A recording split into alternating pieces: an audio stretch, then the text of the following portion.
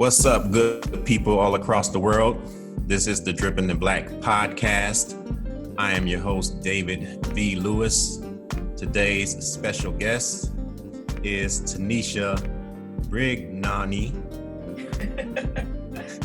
It's Tinisha Brugnone. Oh, I still said Tinisha, damn it. Close though. Yeah, Tinisha Brugnone. Okay. Yes, Brugnone. Yeah, Brugnone. All right, and so she is a fantastic guest for us. We're gonna jump right in and talk about her and learn a little bit about her. I'm just excited about sharing what she has to offer. This podcast in particular is designed to give voice to the Black narrative. Oftentimes, the word Black is associated with negativity, but us as Black people know that there's Black excellence that exists all around the world, and Tinisha is another example of that. So Tinisha, just give the world a little background about who you are and where you're from. Okay. Well, I am born and raised in Detroit.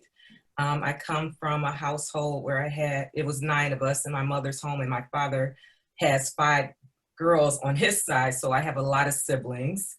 Went to Denby High School, went to Wayne State University, and graduated with a degree in media arts and studies. I have a background, I've always been creative, so I started off doing poetry events when I was in my 20s. I would host different types of events. I had a show called The Erotic Poetry Show, where I collaborated with different poets all over Detroit, and we had really, it grew to be pretty huge, but it just wasn't profitable. So eventually I stopped doing that, and I started going to school at Wayne State, changed my major to filmmaking, I think maybe like in my early 30s or something. I had like 3 majors before I finally settled on filmmaking. So once I started filmmaking, I realized that was, my niche. I actually always was a storyteller, and that just really meshed well with everything that I had done already. Okay. Excellent. And so I think what I found interesting there is a lot of times we hear about the money-making part, and everybody wants to get to money, but talk a little bit about the importance of your educational background and how that laid the foundation to the money part. Well, I don't know if it did that, but in terms of my education at Wayne State, it was eye-opening for me because it actually exposed me to a world that I was not familiar with. I had never conceived the option of being a filmmaker. And even now, being a filmmaker and being in Michigan is really challenging. I get some work, but I do have to supplement my income with like a part-time job usually, to be honest with you. So I'm not dripping in bucks right now. However, it's something that I'm very passionate about, and it's something that I'm actually really good at. So I stick with it. But yeah, my foundation was the education in terms of learning the different skills and learning the basics of storytelling. But with filmmaking, you're always learning more. So every time I do a different project, I'm learning more. Every time I venture into something different, because you have to think like being a filmmaker is a little different from what my latest thing is, which is being a film festival curator. Okay. All right. Excellent. All right. So you have a educational background, and the educational background has helped you with regards to your career, but we're still looking for the lucrative payout from it, right? Exactly. So I looked at your bio, and I saw something about the Michigan Creative Film Alliance. Let's talk a little bit about that. Okay, that was actually initiative started when we had Governor Granholm in office. And it was a collaboration between Wayne State, U of M, and Michigan State, where they put the 3 universities together, their film students. And every summer we would come up with a different, like a feature, not a feature, a short film. So I wasn't a part of the very first year, but I was a part of the second year. And that second year production, I think I started off like I can't remember. I was like a PA or something. I had a really low level position. Mhm. But because of my maturity and my experience, because I've always, done events and sales, and I just have a very diverse background, I actually grew to be a co-producer. So I ended up getting a co-producer credit for that. And Wow. then the next year's production, they just was like, okay, well, you're going to be the producer, and gave me the top, as the head producer over that.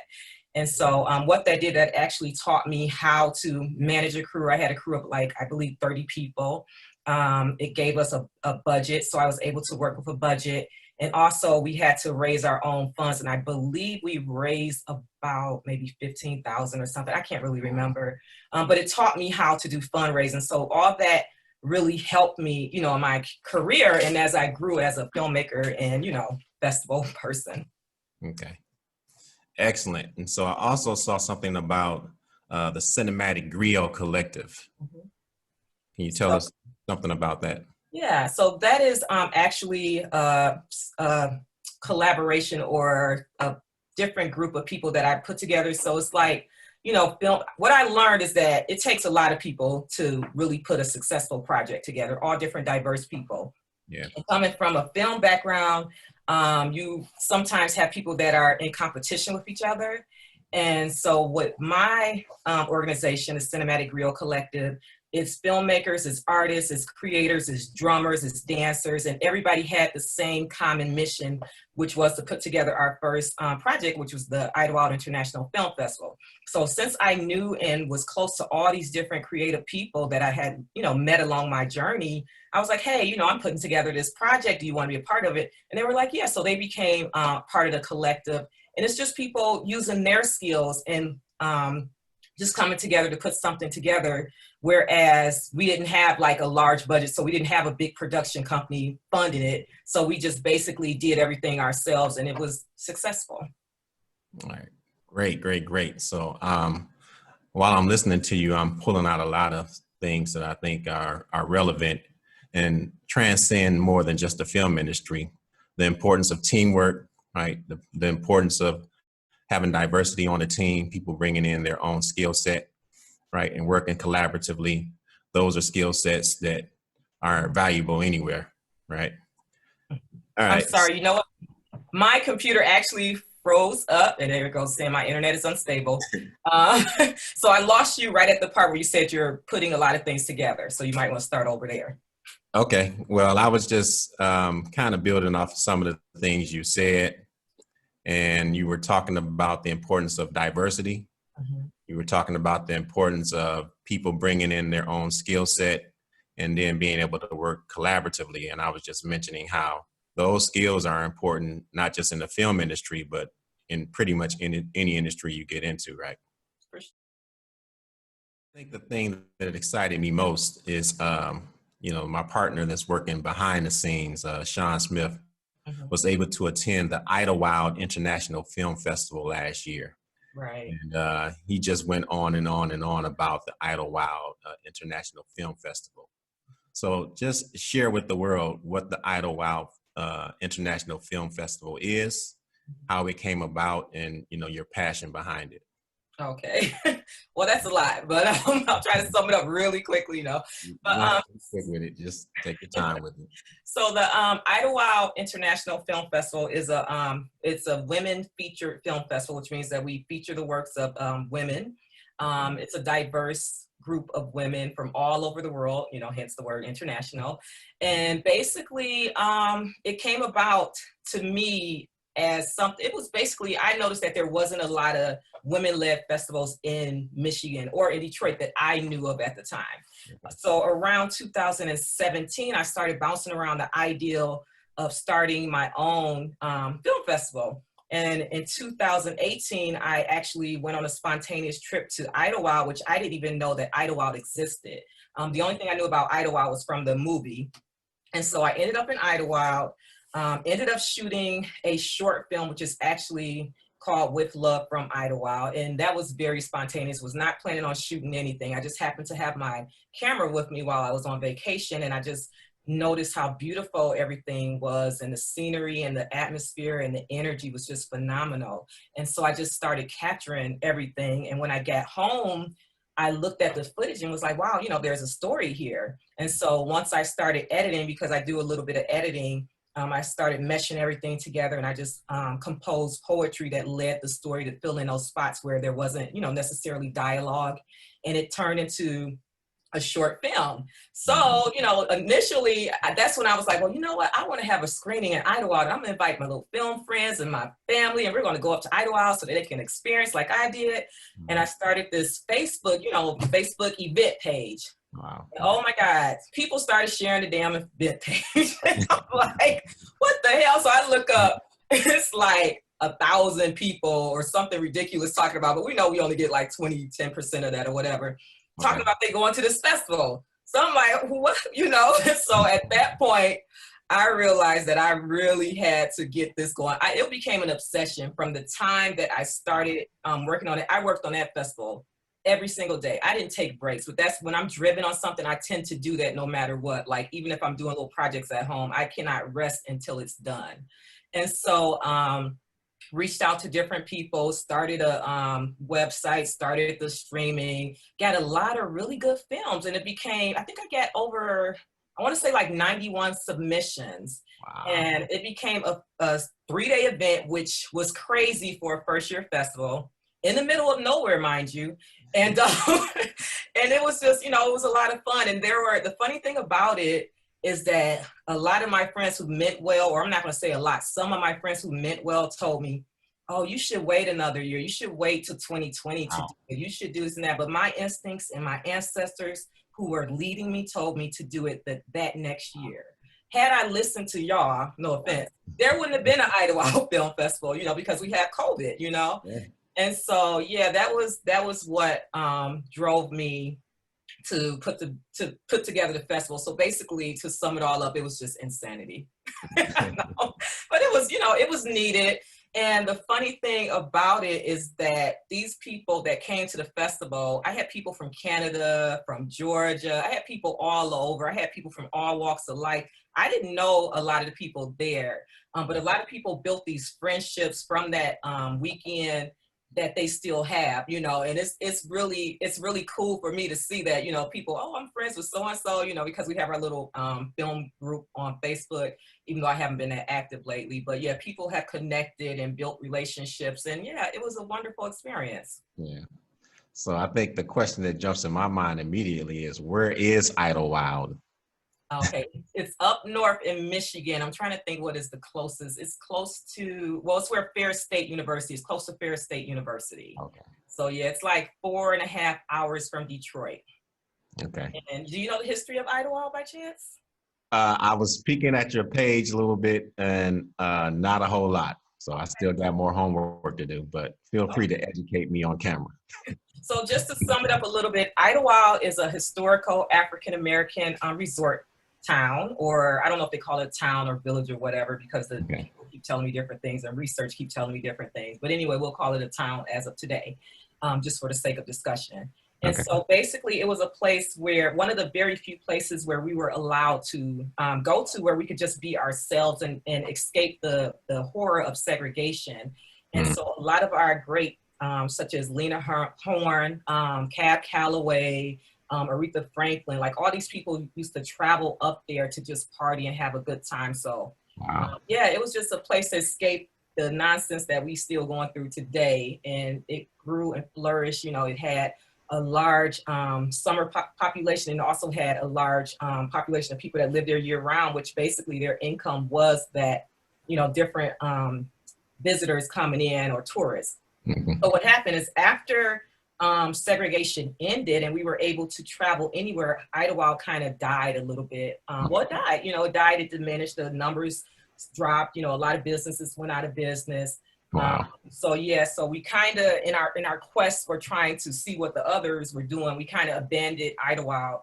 So there has been an initiative over the last, God, it's been going on for a long time, 15, 20 years. It just started back up again, I think maybe 3 or 4 years, where people are trying to tell people about it, tell especially African Americans to go buy property up there to help kind of rebuild it, because no matter what they say, they can say Idlewild never died, people still live there. We're not questioning that people still live there. what we're saying is that the vitality and, you know, the energy is not there like it used to be. So Yeah.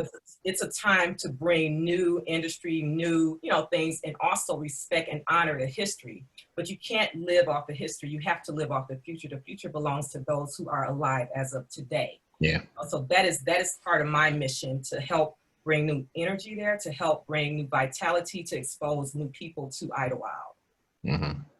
Okay, well, thank you for that history lesson. I am a history teacher by trade.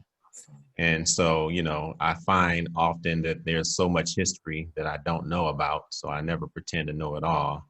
And I'm definitely curious about Idlewild, and I'm going to do more research on it. Just learning about you and what you're doing there, but specifically because of this interview.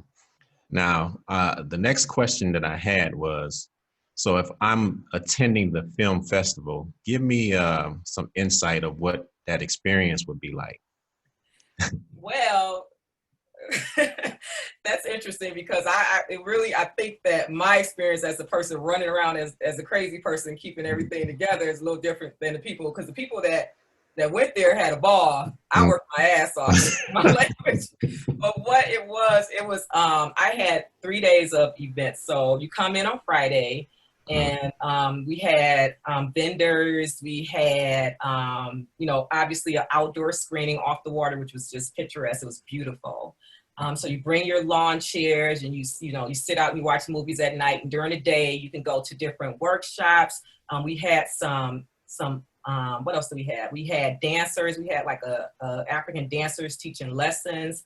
We had yoga in the morning. Wow. We had a VIP section where people who traveled on the bus were just led all around Idlewild, which is very small. It's not like a huge place to visit, but they were taken on a historical tour. What else? You could have ventured off and went fishing. There's a little bar, which is a historical bar called the Red Rooster, which everybody goes. It's almost like the Black Cheers.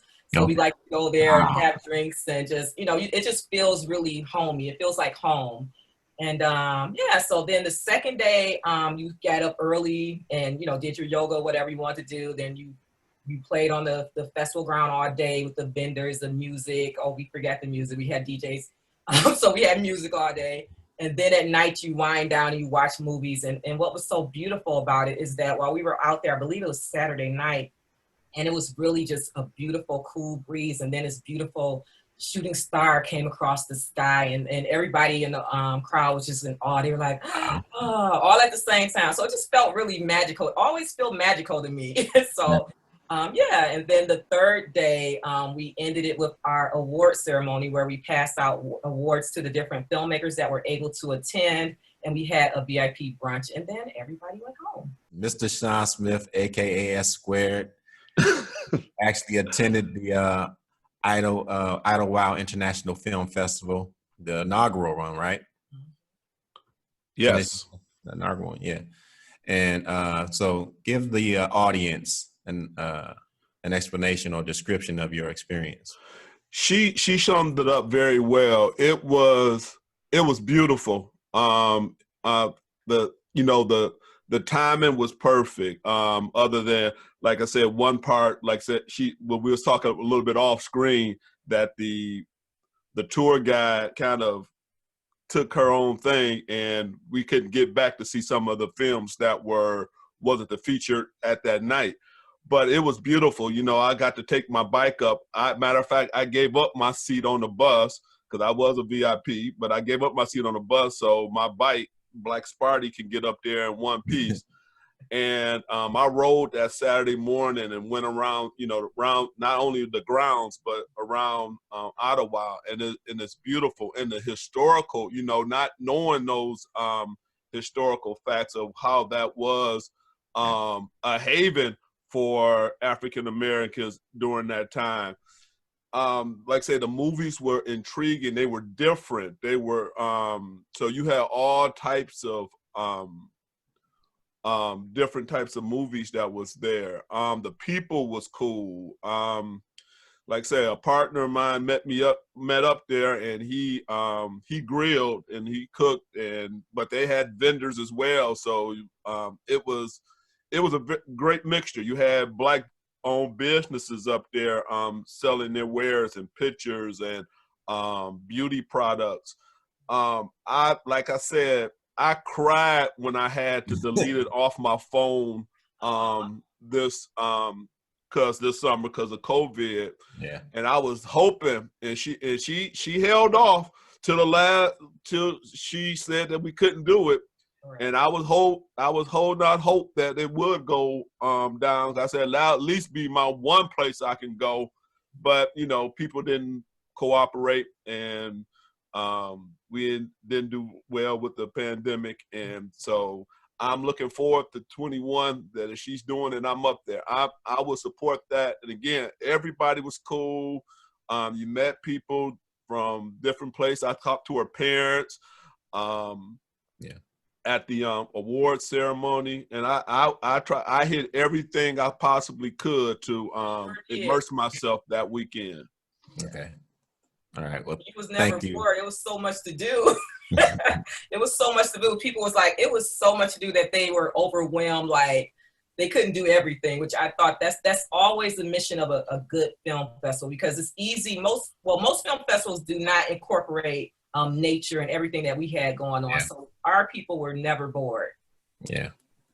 So thank you, S Squared, Sean Smith, for that firsthand experience. I want to talk a little bit more about up north, because me as a person that grew up in Detroit on the east side, up north was not a place that I was told was smart to visit. And as a 51-year-old man, I'm still a little fearful of going out that way. So same. What are your thoughts on that? I thought the same thing. Like up north we was told not to go. I'm from the east side too. And I was told, we don't fool around up north. But come to find out, there are some places up there that are, Black folk friendly, and Idlewild was one. And I can't think of the other. There's another village up there that was mostly Black people. But okay. I don't think that it's what, maybe it was back then, but I don't know. If you know anything, well, you know about the Green Book. So Idlewild was actually one of those places where that was included in the Green Book, so people knew what towns to go through and where to go to get to Idlewild safely. Yeah. I think now it's a little different. Like I've been there 5 or 6 times. I've never had an issue. I've never heard of anyone particularly having an issue up there. I'm sure there are issues. I just don't know of any personally. And even the white people that live there, I didn't feel any type of. First of all, I think that a lot of them don't know they're white in terms of how we identify people here in the Detroit area. Like they act totally different. Like they just act like regular people, which we all should. But it's hard to explain. When you go there, you'll know what I'm talking about. But it's just it's so different. Yeah. But I never felt any like racism to any of the restaurants that are around there that are mostly like a white population. Don't get me wrong. I know there are some Trump flags. There are some Confederate flags out there. We see all that driving up there. That's interesting. But even the ones that look like they about to say the N-word come up to you and talk to you like like they just regular people. And so, yeah, that was my personal experience. But yes, I get you on that, because I was not too keen when the idea was introduced to me to go up north. I'm like, I don't know about that. But yeah, it was beautiful though. Yeah, well, I'm excited about the world finding out about Idlewild, the Dripping in Black podcast, doing whatever it can to help drum up more attention to Idlewild. And so 2021 is going to be a great year for us all. We're all paying our dues this year, but we look forward to the 2021 Idlewild International Film Festival. Tell the world where they can find more information out about what you do and what you're all about, your social media presence and all that. You can find the Idlewild Film Festival. It's actually Idlewild Film Fest on Instagram. So it's Idlewild Film Fest on Instagram. My website, you can go to www.cinematicgriot, which is GRIOT.com. Or you can do, and I might get this one wrong, it's www.idlewildfilmfest.com. So either one will take you to the same site. You can also find me on Facebook. You can find the Idlewild International Film Festival on Facebook.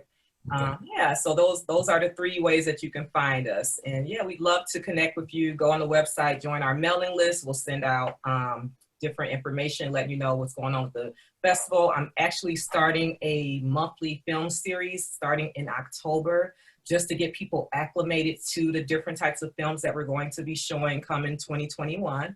So we want to keep people involved, but the main reason that I didn't do the film festival this year is because of COVID, and also because I could not really accept the idea of not being in Idlewild and having that experience, because it's all about people connecting and being around nature and also enjoying great cinema. So I would be completely remiss to not mention that you are an award-winning filmmaker. And so there's a couple of films that you received awards for. Would you like to talk about any of those? Yeah, the 2 films that I received awards for actually were when I was still a student at Wayne State University. The first film is Beauty Queen, which talked about alopecia and the effects of it and how it affected a young girl. And I believe that one I don't remember how many, but I think it won like 3 awards or something like that. It was a short film. And then the second film was called Downriver, which was a very interesting comedic story that talked about a young man who moved from a suburban life to more of a, I don't know how to call it, but we call it a downriver type of life, here in Michigan. I don't know what the appropriate term universally would be. But, basically he moved to Taylor Tuck, which anybody from Michigan know what Taylor Tuck is like. And so he moved there. He had to adjust from more of an Ann Arbor type of lifestyle to that. So that one is actually available to watch for free on my website. And I enjoy watching. It's one of the first big productions that I worked on. And it's just, it's really close to my heart. And I believe that one won about 5 different awards. Okay, great. Now, what about currently? What are you working on? So currently I do a lot of, I'm not gonna say a lot, that's exaggerating. I do independent like production work. So usually I do a lot of behind the scenes, like producing. So I handle like the business aspects of different film projects. I've just recently worked on a project with ABC Australia. I can't remember the name because I'm so terrible with things like that. But it is on my Facebook page, and I'll also put it on my Idlewild Film page. And it talks about COVID. And so I think that's really relevant to what's going on right now. They actually came to Detroit, and they were looking for a filmmaker who could kind of connect them with the community. And I was the perfect person because I know so many different diverse groups of people. We interviewed some people, and they just do like a juxtaposition with the African-American community and the non-African-American community, and how we are handling COVID and how people feel about Trump. So it's just very relevant to what's going on right now. In addition to that, of course, I'm planning for the film festival in 2021. And also doing, what else am I doing? Lord have mercy. It's like I'm always doing something. I'm also doing a lot of writing. Another film that I did last year is called With Love from Idlewild. That was a short film. And actually that's not quite available. I might put that on my website. But that actually documents the journey that I mentioned earlier when I first went to Idlewild, my very first trip there. So I was able to capture that, and I was able to put that into a little short story. And I'll be happy to share that with people just so that they can get a glimpse into what I saw when I visited it. All right. Well, we're going to thank you for coming out, Miss Tinisha Brugnone. There you go. Yes. Thank you. I appreciate you having me on here. Yes, on the Dripping in Black podcast, and we look forward to the wonderful things you have in store, and perhaps having you back on at a later date. I'd love to come back on. Thank you for having me.